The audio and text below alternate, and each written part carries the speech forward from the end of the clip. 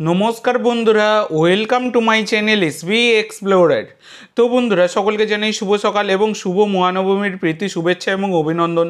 তো প্রথমেই যে আপডেটটা দিয়ে শুরু করতে চলেছি সেটা হচ্ছে একজন বিদেশিকে নিয়ে, যার নাম লাজার সিরকোভিচ।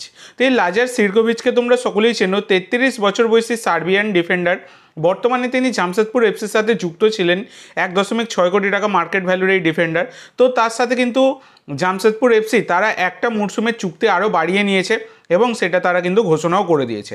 তো এরপরে যে আপডেটটা তোমাদের দেবো সেটা হচ্ছে আজকে ACL 2 এর ম্যাচে মাঠে নামতে চলেছে এফসি গোয়া এবং ইস্তিকলোল। তো ইস্তিকলোল যেটা তাজিকিস্তানের ফার্স্ট ডিভিশন ক্লাব, তো তাদের বিরুদ্ধে ম্যাচ খেলবে সন্ধ্যে 7:15 সময় কিন্তু এই ম্যাচটা রয়েছে। তো এই ম্যাচের লাইভের বিষয়বস্তু যদি আমি পাই অবশ্যই আমি তোমাদের সাথে শেয়ার করে দেবো। তো সেই কারণে অবশ্যই এসবি এক্সপ্লোরার ইউটিউব চ্যানেল এবং এসবি এক্সপ্লোরার টেলিগ্রাম চ্যানেলটা সাবস্ক্রাইব করে রাখো।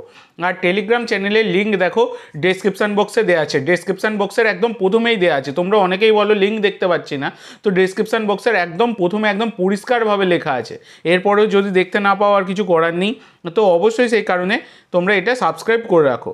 তো এর পরবর্তী যে আপডেটটা তোমাদের সাথে শেয়ার করতে চলেছি তার আগে তোমাদের সকলের কাছে আমার একটাই অনুরোধ, যারা চ্যানেলে প্রথমবার এসেছো অবশ্যই সকলে একটা করে সাবস্ক্রাইব করে দিয়ে আমাদের সাথে যুক্ত হয়ে যেও। সাবস্ক্রাইব করা যেহেতু একদমই ফ্রি, তাই অবশ্যই সকলে একটা করে সাবস্ক্রাইব করে দিও। তো এর পরবর্তী যে আপডেটটা তোমাদের সাথে শেয়ার করব সেটা হচ্ছে ACL 2 থেকে এবার ঘাড় ধাক্কা খেলেও মোহনবাগান। তো ACL 2 নিয়ে অনেক নাটক করছিল মোহনবাগান ম্যানেজমেন্ট, বর্তমানে যে মোহনবাগান ম্যানেজমেন্ট রয়েছে তারা। তো তার জন্য যেটা হওয়া উচিত ছিল সেটাই হয়েছে, মোহনবাগানকে বের করে দেওয়া হয়েছে। মোহনবাগান তো গতকাল 30 তারিখ গেছে এবং 30 তারিখে মোহনবাগানের ইরানের ক্লাব সেপাহানের বিরুদ্ধে ম্যাচ ছিল। সেই ম্যাচে ইচ্ছা করে মোহনবাগানের দল তারা কিন্তু খেলতে যায়নি, সেই কারণে মোহনবাগানকে তারা বের করে দিয়েছে AFC।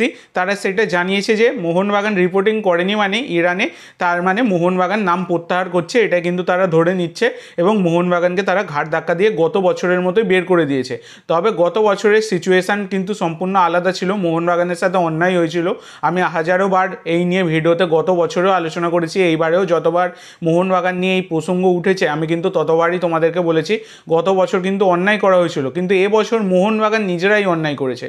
4জন বিদেশির সমস্যা আছে, তারা যাবে না, ঠিক আছে। ব্রাজিল স্পেনের বিদেশিদের কিসের সমস্যা, ভারতীয়দের কিসের সমস্যা?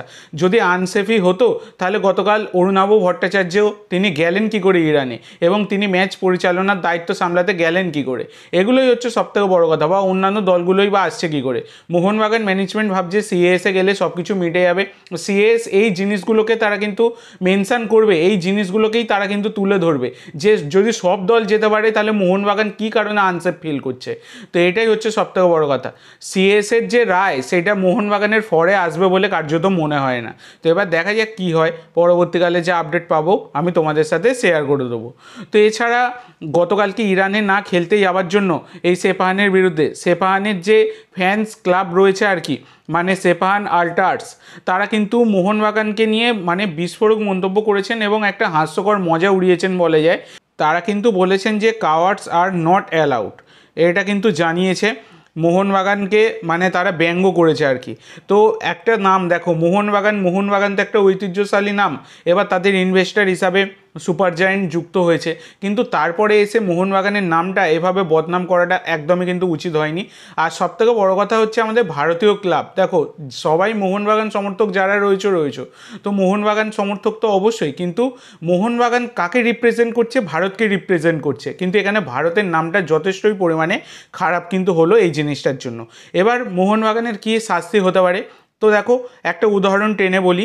তো 2025 সালের মানে এই বছরেরই 19শে ফেব্রুয়ারি কিন্তু একটা ম্যাচ ছিল আর কি, যেটা চীনের ফার্স্ট ডিভিশন ক্লাব শানডং টাইসান, তারা কিন্তু খেলবার কথা ছিল কোরিয়ার ফার্স্ট ডিভিশন ক্লাব আলসান এইচডিএফসির সাথে। তো এই খেলাটা আলসান এইচডিএফসির সাথে এই খেলাটা খেলতে কিন্তু যায়নি শানডং টাইসান।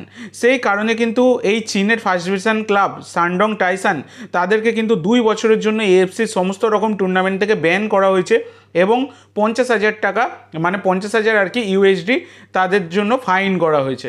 তো মোহনবাগানেরও পসিবল কোনো পানিশমেন্ট কিন্তু এইরকমই হতে পারে, বা এইরকম ব্যান খাওয়া কিন্তু মোহনবাগানের জাস্ট একটা সময়ের অপেক্ষা। মোহনবাগান নিজেদেরকেই মানে বলা যায় না, সেই আমরা একটা বাংলায় কথা বলি, খাল কেটে কুমির ডেকে আনা, মোহনবাগানও সেইটাই কিন্তু করেছে। তো তোমরা তোমাদের মতামত অবশ্যই সকলে কমেন্ট করে জানাতে ভুলো না।